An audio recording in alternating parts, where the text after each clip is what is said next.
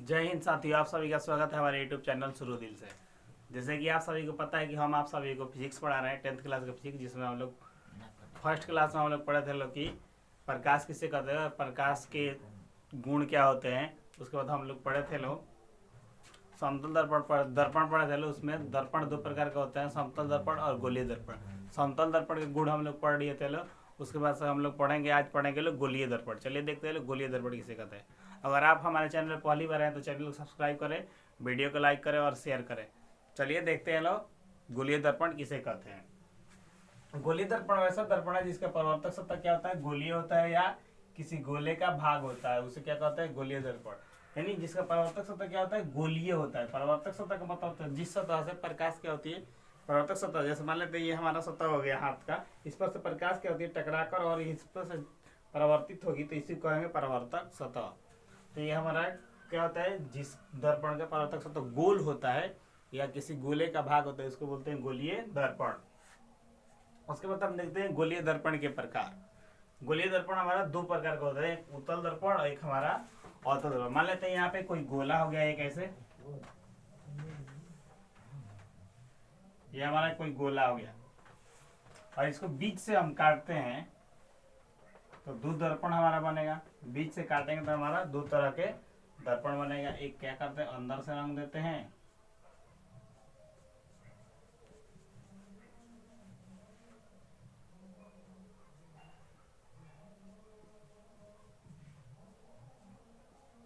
और एक बाहर से रंगेंगे। तो दो तरह के हमारा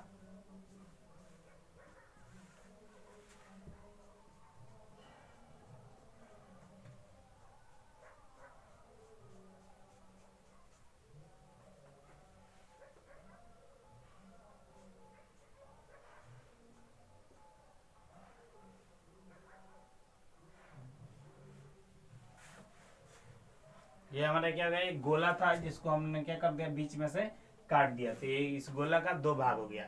एक भाग हमारा कहलाएगा अवतल, एक हमारा कहलाएगा उत्तल। और जिस गोला का क्या होगा, परावर्तक सतह क्या होगा, उभरा हुआ होगा, यानी उगा हुआ होगा। जैसे देखिए ये बाहर की तरफ निकला हुआ है, इसको ये हमारा हो जाएगा अवतल, ये हमारा हो जाएगा उत्तल दर्पण, ये हमारा हो जाएगा उत्तल दर्पण। यानी जिस दर्पण का परावर्तक सतह उभरा हुआ होता है उसे कहते हैं उत्तल दर्पण। और जिस दर्पण का परावर्तक सतह धंसा हुआ हो उसको बोलते हैं अवतल दर्पण। तो हमारा हो गया अवतल दर्पण। यानी क्या करते हैं, किसी गोले को बीच से काटते हैं तो उसका दो भाग होता है। एक भाग को हम कहते हैं अवतल और दूसरे भाग को कहते हैं उत्तल। यानी जिस दर्पण का परावर्तक सतह क्या होगा, धंसा हुआ होगा, उसको बोलेंगे हम, यानी ये धंसा रहेगा, इसको बोलते हैं हम अवतल दर्पण। और जिसका उभरा रहता है उसको बोलते हैं अवतल, उसको बोलते हैं उत्तल दर्पण। तो देखते हैं सबसे पहले हम उत्तल दर्पण किसे कहते हैं। चलिए हम लोग देखते हैं कि उत्तल दर्पण किसे कहते हैं और अवतल दर्पण किसे कहते हैं। उत्तल दर्पण सबसे पहले देखते हैं, जिस दर्पण का परावर्तक सतह उभरा हुआ रहता है उसको क्या बोलते हैं, उत्तल दर्पण। याद रखेंगे, उस उ और उसे उभरा हुआ, उसे उभरा हुआ और उसे उत्तल। जैसे मान लेते इसका फिगर बनाते हैं यहाँ पे हम, तो ऐसे अगर इस गोला का अगर किसी काटेंगे तो ऐसे हमारा फिगर बनेगा। और इसे क्या होगा, परावर्तक सतह उभरा हुआ रहेगा, परावर्तक सतह क्या रहेगा, उभरा रहेगा। तो इसको अंदर से कलई करेंगे तो ये इसी यही हमारा परावर्तक सतह है। परावर्तक सतह क्या है, उभरा हुआ है।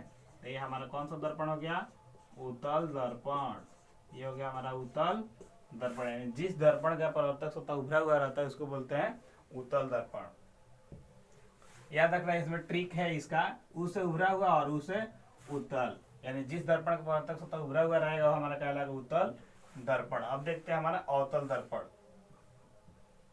जिस दर्पण का परावर्तक सतह धंसा हुआ रहता है उसको क्या बोलते हैं, अवतल दर्पण। यानी जिस दर्पण का परावर्तक सतह धंसा रहता है उसको बोलते हैं अवतल दर्पण। धंसा हुआ के यहाँ लिख सकते हैं अंदर, लिख सकते हैं अंदर। तो इसमें याद रखेंगे अ से अंदर और अ से अवतल। इसका फिगर हम बनाते हैं यहाँ पे, इसको बाहर से रंगेंगे। इसको क्या करेंगे, बाहर से रंगेंगे। इसको हम बाहर से रंगते हैं, इसके क्या होगा, परावर्तक सतह अंदर की तरफ होगा। तो ये हमारा कहलाएगा अवतल दर्पण, ये हमारा हो जाएगा अवतल दर्पण। इसमें याद रखेंगे अ से अंदर और अ से अवतल, यानी जिस दर्पण का परावर्तक सतह अंदर की तरफ धंसा होता है उसको बोलते हैं अवतल दर्पण, और बाहर से रंगा रहेगा।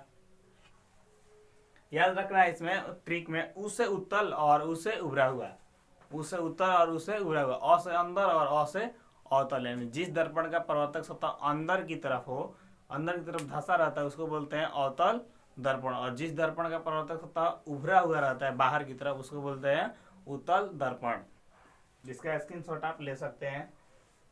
और हम देखते हैं उत्तल दर्पण का उपयोग। उत्तल दर्पण का उपयोग, तो उत्तल दर्पण का उपयोग होता है गाड़ी के साइड मिरर में, गाड़ी के साइड मिरर में, साइड मिरर में उत्तल दर्पण का उपयोग हमारा होता है गाड़ी के साइड मिरर में। और अवतल दर्पण का उपयोग हमारा होता है कान, नाक, गला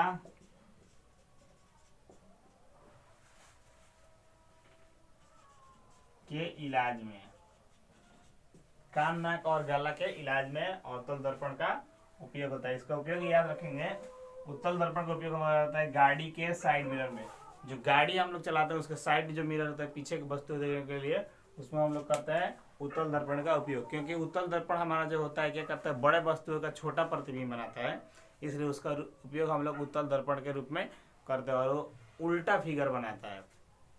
जैसे कि आप सभी देखे होंगे एम्बुलेंस पे, एम्बुलेंस हमारा उल्टा लिखा रहता है, क्योंकि हम जब साइड मिरर में देखते हैं तो उल्टा प्रतिबिंब बनाएगा, तो एम्बुलेंस पीछे से आ रही है तो हम लोग साइड मिरर में देखेंगे तो वो सीधा दिखाई देगा, जिससे हम लोग उसको रास्ते के लिए साइड दे देंगे और एम्बुलेंस आसानी से निकल जाएगी।